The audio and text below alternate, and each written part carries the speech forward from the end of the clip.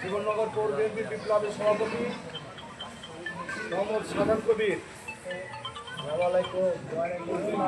বিশেষ অতিথি হিসেবে আমাদের মাঝে উপস্থিত আছেন জীবননগর পৌর বিএনপি বিপ্লবী সাংগঠনিক সম্পাদক মোহাম্মদ শাহজাহান আলী।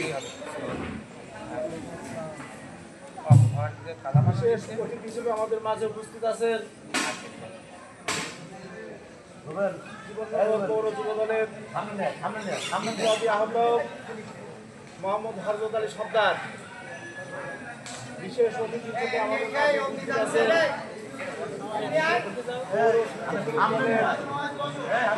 বিপ্লবী আহ্বায়ক মোহাম্মদ আশরাফ আলী। বিশেষ অতিথি হিসেবে আমাদের মাঝে উপস্থিত আছেন জীবননগর থানা কৃষক দলের বিপ্লবী আহ্বায়ক মোহাম্মদ হামিদ আলী।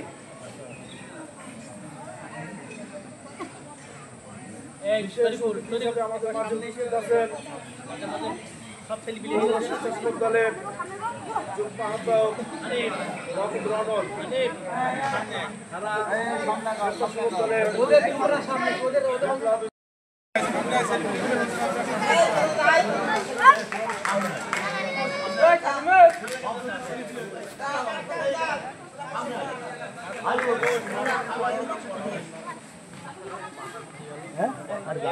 কষ্ট করাই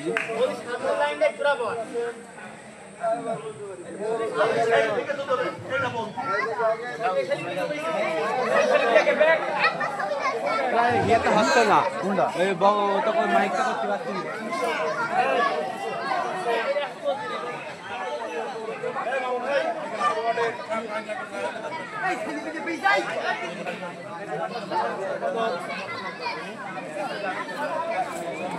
সব সিরিজে বসে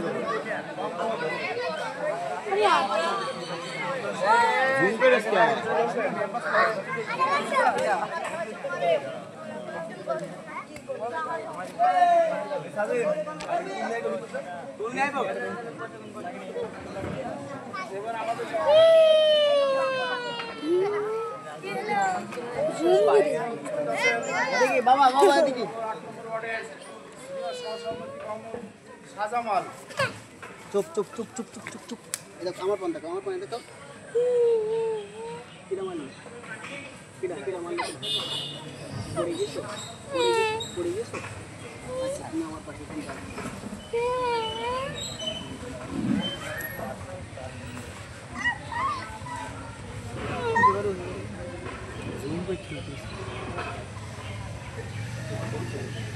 এবার আপনাদের মাঝে সংক্ষিপ্ত বক্তব্য নিয়ে আসছেন জীবননগর পৌর স্বেচ্ছাসেবক দলের বিপ্লবী আহ্বায়ক মোহাম্মদ আশরাফ আলী।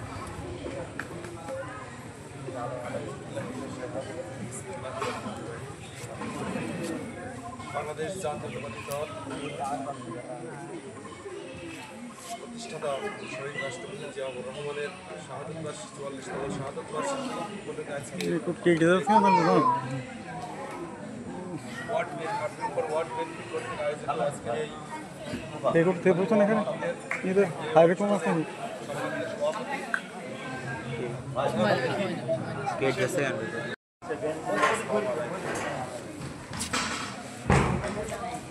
সংগ্রামী সাথী ভাইরা,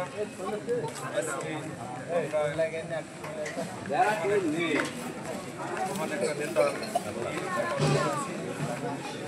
যা কথায় এই বাংলাদেশ স্বাধীনতা ঘোষণা দিয়েছিল যে ব্যক্তি আমাদের শহীদ প্রেসিডেন্ট জিয়াউর রহমান, তারই শাহাদত বার্ষিকী। আমরা এই দিনটা গভীরভাবে শ্রদ্ধা করি। আমাদের গণতন্ত্রের প্রবক্তা শহীদ রাষ্ট্রপতি জিয়াউর রহমানকে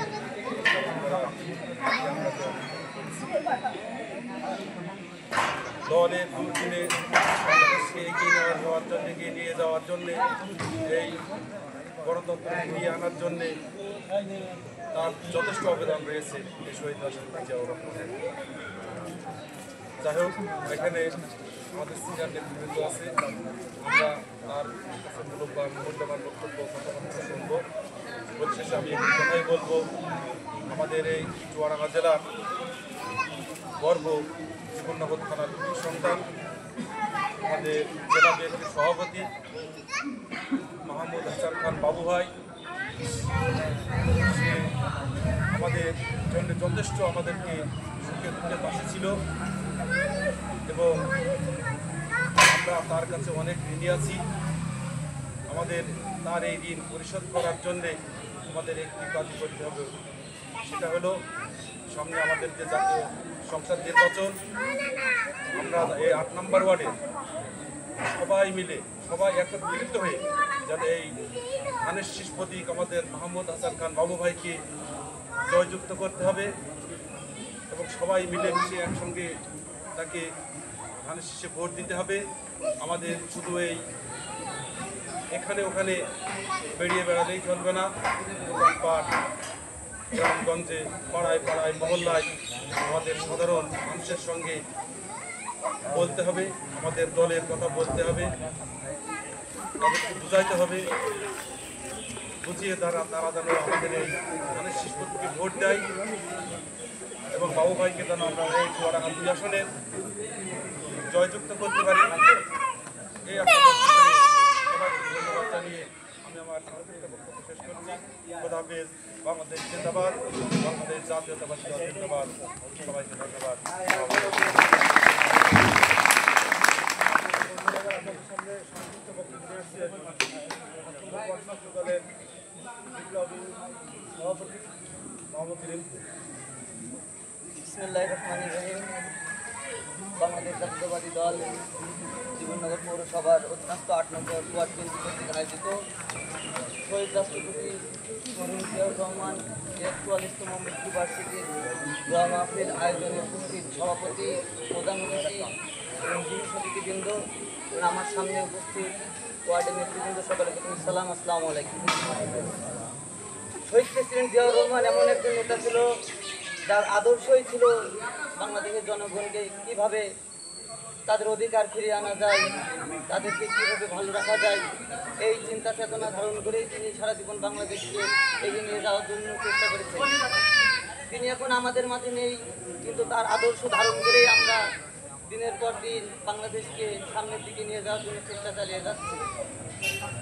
আজকে এই দিনে আমরা তার প্রতি গভীর শ্রদ্ধাঞ্জলি ও তাকে স্মরণ করছি। আমরা বাংলাদেশ জাতীয়তাবাদী দলের পতাকাতলী থেকে দীর্ঘদিন এই ফ্যাসিবাদ হাসিনার যে শাসন আমল আপনারা দেখেছেন, তিনি যেভাবে বাংলাদেশের সাধারণ জনগণকে হত্যা গুম করেছেন, এরকম ফ্যাসিবাদ সরকার বাংলাদেশের ইতিহাসে কখনোই ছিল না। তো যাই হোক, ২৪-এর ছাত্র গণঅভ্যুত্থানের মধ্য দিয়ে আমরা হাসিনাকে বিদায় করেছি। আমরা সামনের দিনে একটি রাজনৈতিক দল যেন গণতান্ত্রিক অধিকার ফিরে পাই, আমরা সামনের দিনে যেন দ্রুত ভোট পাই, সেই চিন্তা ধারণ করছি। আমাদের ২ আসনের নেতা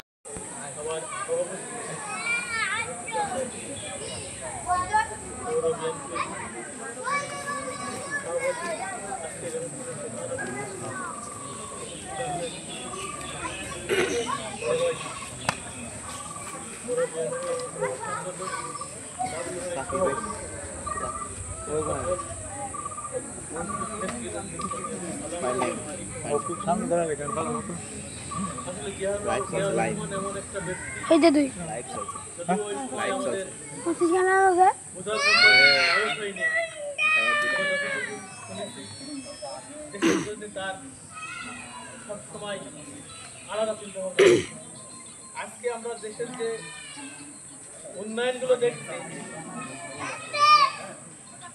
ডিজিটালি বলি আর আধুনিকতাই বলি, এই আধুনিকতার ছোঁয়া কিন্তু জিয়ার সময় থেকে এসছে। যখন এদেশের মানুষ দুর্ভিক্ষে ভুগত, যখন এদেশের মানুষ একবেলা খেয়ে দুই বেলা উপোস থাকতো, ঠিক সেই সময় জিয়াউর রহমান উনি বিদেশে গেলেন কিছু আনার জন্য নাই। আমার দেশের মানুষ কর্মসে আমার দেশের মানুষকে কিভাবে কাজে লাগানো যায়, উনি কিন্তু এই বিদেশে যে শ্রম রপ্তানি সর্বপ্রথম কিন্তু জিয়াউর রহমান এদেশ থেকে বিদেশে লোক পাঠানো, যেটা আমরা বিদেশের যে অর্থ আমাদের দেশে আসে, যে অর্থে আমাদের দেশের বেশিরভাগ যে রাজস্ব আসে, সেটা কিন্তু বাইরের রাষ্ট্র থেকে যে আমাদের শ্রমিক রপ্তানির যে রাজস্ব, সেটা কিন্তু সবটাই দেশের উন্নয়ন কাজে লাগে।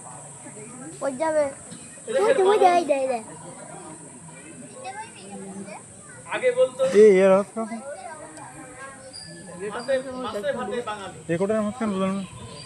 ফোনে জায়গা নেই নাকি?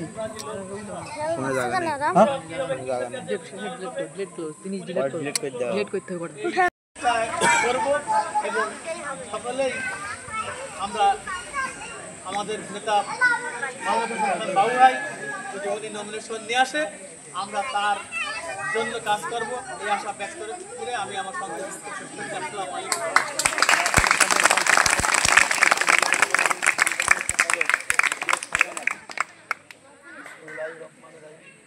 শহীদ রাষ্ট্রপতি ৪৪তম মৃত্যুবার্ষিক আজকের অনুষ্ঠানের প্রধান অতিথি পৌর সভাপতি জীবননগর সভাপতি সাধারণ কবির, সেক্রেটারি ডাবলু ভাই, পৌর যুব দলের সেক্রেটারি হকের ভাই, কৃষক দলের সভাপতি হামিদ ভাই, স্বেচ্ছাসেবক দলের সভাপতি আশরাফ ভাই, আরও অনেক যুবদল ছাত্রদল স্বেচ্ছাসেবক দল, সবাইকে এই ওয়ার্ডের একটা সুন্দর পরিবেশ করার জন্য সবাইকে জানাই ধন্যবাদ।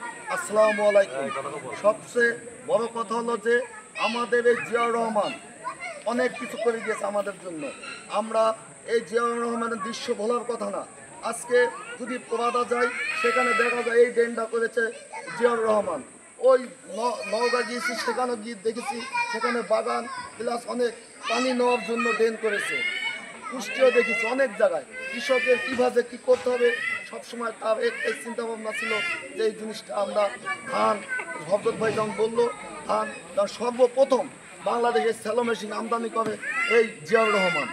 আরও বিষয় হলো যে জিয়াউর রহমান সে একজন ভালো, বিদেশির মধ্যে সবচেয়ে ভালো একজন দক্ষ রাজনীতিবিদ ছিলেন, প্লাস রাষ্ট্রপতি ছিলেন।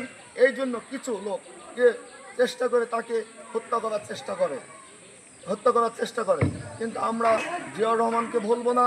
আরেকটা কথা হলো যে আজকে যেই বাবু ভাই দীর্ঘদিন আমাদের অনেক কিছু দিয়ে গিয়েছে, আমরা তাকে কিছু জিনিস ব্যাক দেবো।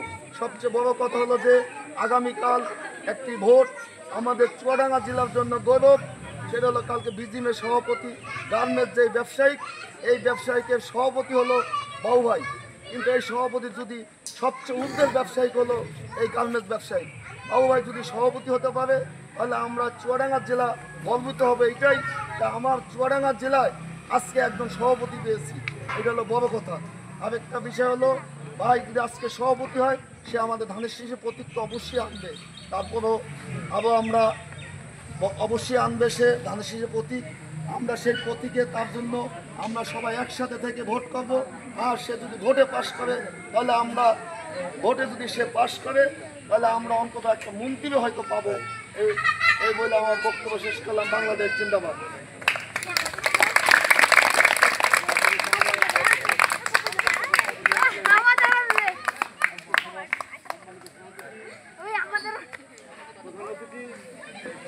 জীবননগর পৌর বিপ্লবী সভাপতি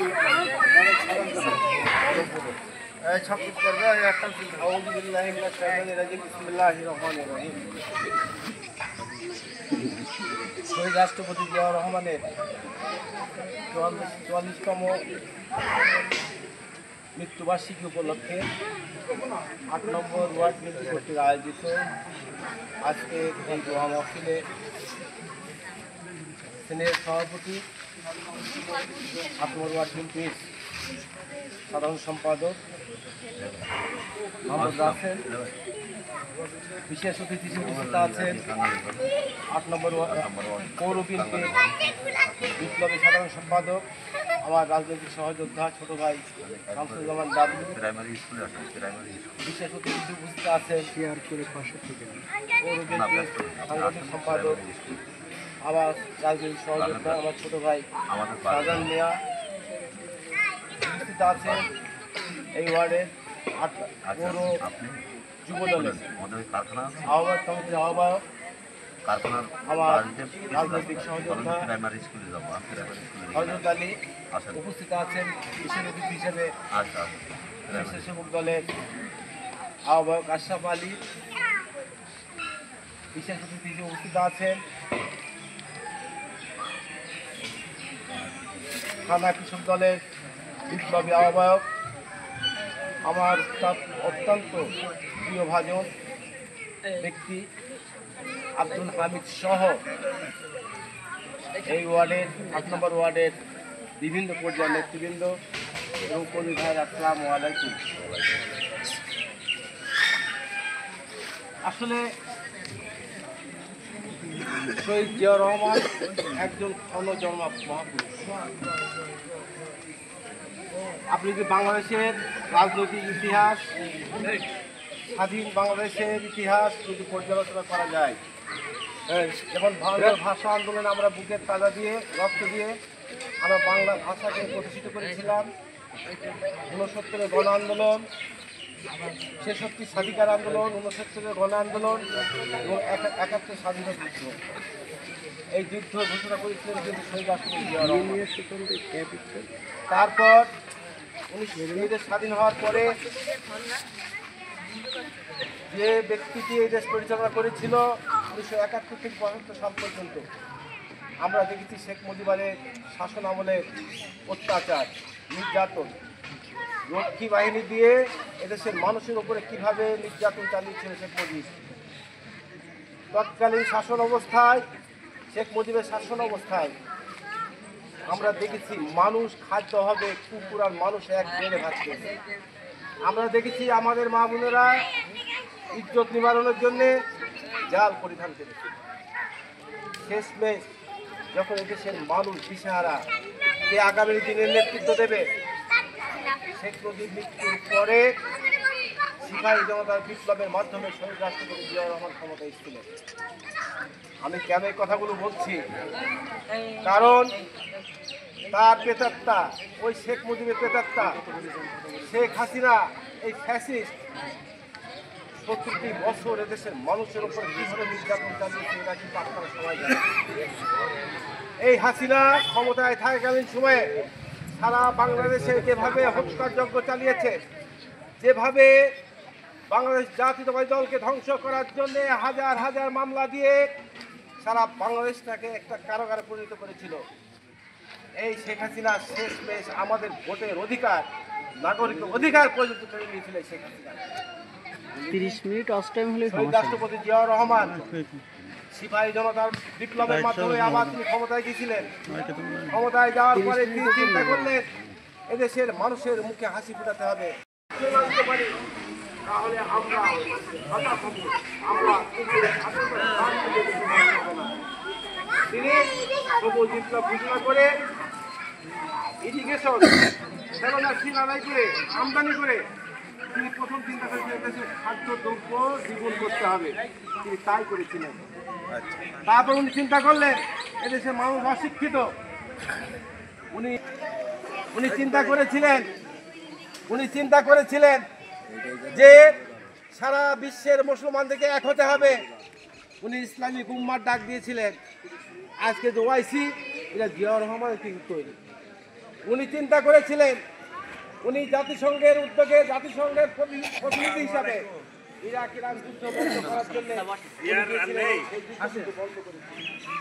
জিয়াউর রহমান চিন্তা করেছিলেন, উনি সৌদি আরবে গিয়েছিলেন নিম গাছ নিয়ে যাওয়ার পরে উনি যখন নিম গাছ লাগালেন তৎকালীন সময় বাদশাহ পাহাড় উনি জিজ্ঞাসা করলেন আপনি কি চান? তখন বললেন আমার সাহায্য কোনো দরকার নাই, আমাদের দেশের মানুষগুলোকে আপনার দেশে নিয়ে আসেন, তারা কাজ করবে, একদিকে সৌদি আরব আপনার দেশ উন্নত হবে আর এখন রাষ্ট্রকে বিশ্বের দরবারে একটি শক্তিশালী অবস্থানে নিয়ে যাচ্ছে। তখন দেশি বিদেশি ষড়যন্ত্রের মাধ্যমে জিয়াউর রহমানকে হত্যা করা হয়েছিল। সাথী বন্ধুরা, তার হত্যার পরে আমরা কি দেখলাম?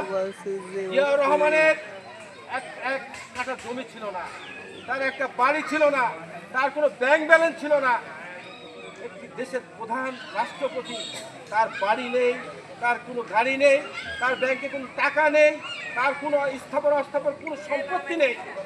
একটা রাষ্ট্রপতি, আমরা কিন্তু সেই আদর্শের দলটা করি।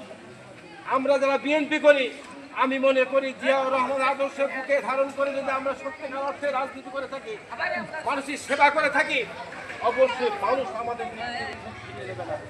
আমি বিশ্বাস করি জিয়াউর রহমানের আদর্শ যদি আমরা লালন করে চলি, জিয়াউর রহমান আদর্শ যদি বুকে ধারণ করে আমরা রাজনীতি করি, মানুষের পাশে দাঁড়াই, মানুষের যদি উপকার করি, তাহলে অবশ্যই মানুষ আমাদের আগামী নির্বাচনে ভোট দিয়ে আমাদেরকে বিজয়ী করবে ইনশাআল্লাহ।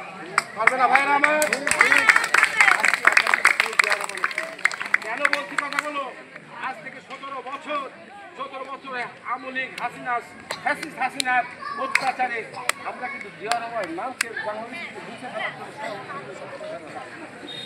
আজকে আপনাদেরকে আজকে আমরা কেন ওয়াদে করছি, আমরা জিয়াউর রহমানকে কেন ওয়াদে করছি? একটাই মাত্র কারণ যে আমরা এখানে করব, সাধারণ মানুষকে আমরা জানান দেবো জিয়াউর রহমান কে ছিল, কি ছিল, জিয়াউর চরিত্র কি।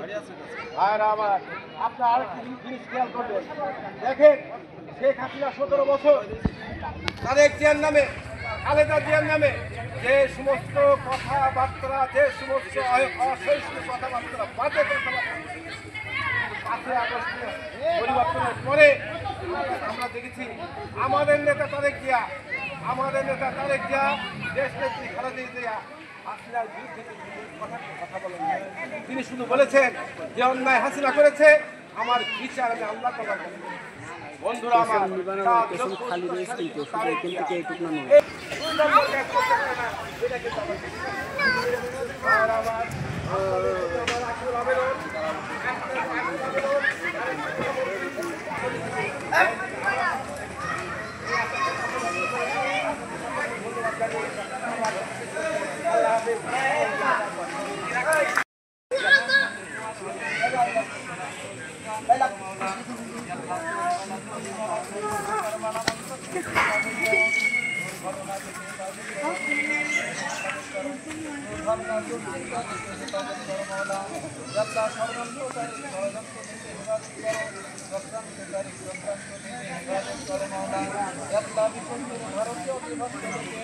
ভারতীয় চক্রান্ত বিশেষ করে